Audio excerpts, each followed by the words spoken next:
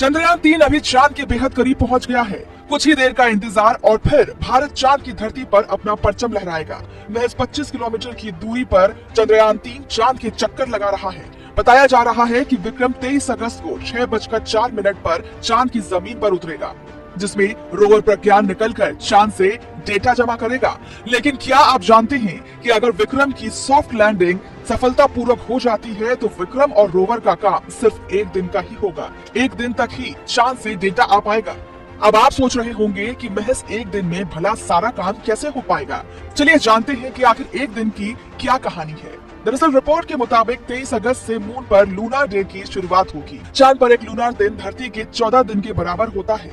इन 14 दिनों तक चांद पर लगातार सूरज की रोशनी रहती है। चंद्रयान-3 में जो इंस्ट्रूमेंट लगे हैं उनकी लाइफ एक लूनार दिन की है। क्योंकि ये सोलर पावर से चलते हैं, इसलिए उन्हें काम करने के लिए सूरज की रोशनी की जरूरत होती है। अगर किसी वजह से 23 अगस्त को चंद्रयान-3 चांद पर लैंड नहीं कर पाता है तो अगले दिन फिर से कोशिश करेगा।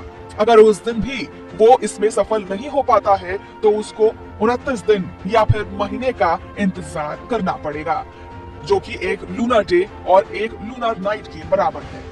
चंद्रयान चांद के एक दिन में ही काम करेगा और ये दिन में काम करने के लिए ही डिजाइन किया गया है। कई रिपोर्ट्स में बताया गया है कि इसके बाद रात में तापमान माइनस से भी काफी ज्यादा नीचे गिर जाता है, जिसकी वजह से प्रज्ञान सरवाइव नहीं कर पाएगा।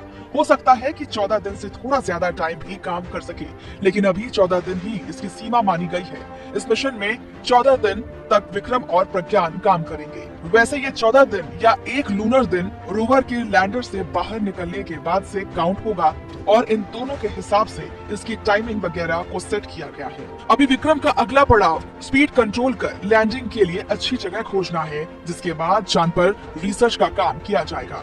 प्रोपल्शन मॉड्यूल से लैंडर और रोवर अलग हो गए हैं। लैंडर और रोवर तो अब चांद की लैंडिंग की तैयारी कर रहे हैं, लेकिन अभी प्रोपल्शन मॉड्यूल चांद की रक्षा में घूमता रहेगा। ये कम्युनिकेशन बनाए रखने के लिए चक्कर लगाता रहेगा। इसके साथ ही डेटा कलेक्ट कर जमीन पर भेजता रहेगा। ये पृथ्वी के लिए डेटा कलेक्ट करने का काम लगातार करता रहेगा।